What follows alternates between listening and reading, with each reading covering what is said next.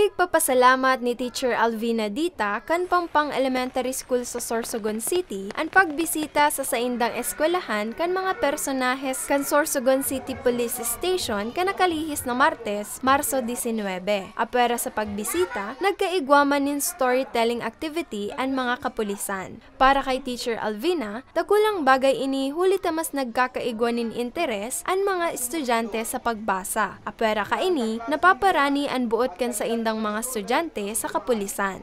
Isang malaking tulong para sa amin ang mabisita ng mga kapulisan.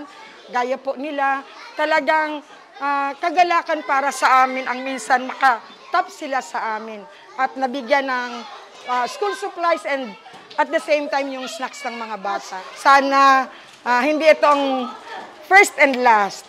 35 grade 1 students sa nasambit na eskwelahan ang pigpa sa irarom sa aktibidad. Sigun kay Police Captain Clem Araniva, pigbusol ninda ang aktibidad sa kamauota na mawara ang takot sa kapulisan kan kaakian. Naan kapulisan, kasurog asin bakong kaiwal.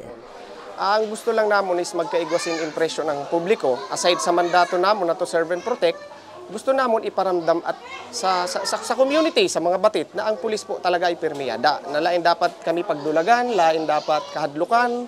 Ang pulis po permiyada to serve and protect permiyada. Apwera sa storytelling activity na nauman ang hepatura ni nasa 70 libro. Para sa mga baretang tatak Bicol, Lea Molar.